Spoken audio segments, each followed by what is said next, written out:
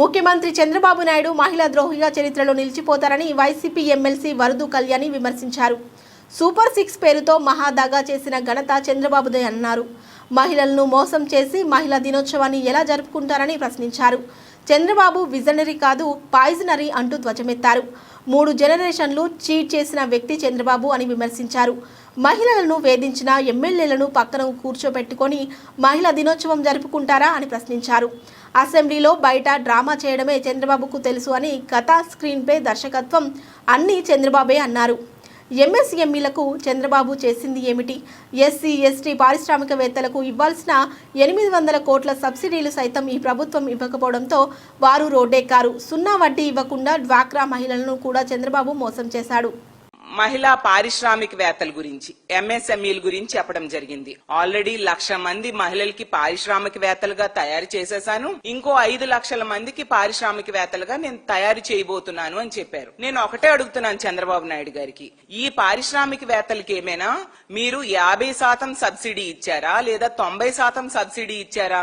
వాళ్ళు షూరిటీలు, సొంత ఆస్తులు షూరిటీలు పెట్టుకుని పరిశ్రమలు పెట్టుకుంటే దాన్ని మీ ఖాతాలో ఎలా వేస్తారు అని నేను అడుగుతూ ఉన్నాను. ఇప్పటికీ రాష్ట్రంలో ఈ 20 నెలలుగా తీసుకుంటే ఎస్సీ, ఎస్టీ పారిశ్రామికవేత్తలు వాళ్ళకి ఇవ్వాల్సిన 800 కోట్ల సబ్సిడీలు ఇవ్వక రోడ్డెక్కి ఆందోళన చేస్తూ ఉండే పరిస్థితి ఉంటే మీరు 1,00,000 మంది పారిశ్రామికవేత్తలుగా మహిళల్ని తయారు చేశాను అని ఎలా చెప్తారు?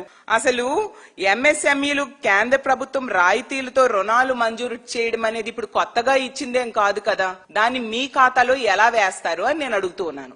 అలాగే తీసుకుంటే డ్వాక్రా సంఘాల మహిళల కట ఇంటికొక పారిశ్రామికవేత్తగా చేస్తాను అని చెప్పడం జరిగింది. దాన్ని చూసి మహిళలందరూ నవ్వుకున్నారు. చంద్రబాబు నాయుడు గారు, మీరిస్తానన్న 0 వడ్డీయే ఇవ్వకుండా మీరు ఇంటికొక పారిశ్రామికవేత్తని ఎలా చేస్తారు? గతంలో 3 లక్షల వరకు 0 వడ్డీ టెన్షన్ గా వాళ్ళ అకౌంట్ లో జగనన్న వేసేవారు.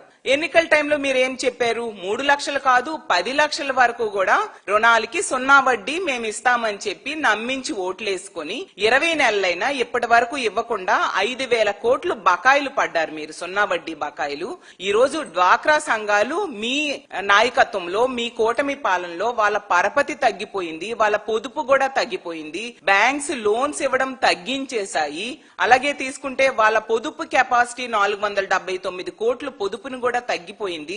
ఎందుకంటే వాళ్ళకి మీరు సపోర్ట్ గా నిలబడకపోవడం వలన, వాళ్ళకి 0 వడ్డీ ఇవ్వకపోవడం వలన ఇలాంటి దారుణమైన పరిస్థితులు డ్వాక్రా సంఘాలకుంటే ఇంటికొక పారిశ్రామికవేత్తని ఎలా మీరు తయారు చేస్తారు అని నేను అడుగుతూ ఉన్నాను. మళ్ళీ జగనన్న ముఖ్యమంత్రి 2019లో ప్రమాణ స్వీకారం చేశాక మహిళలకి 2019 ఏప్రిల్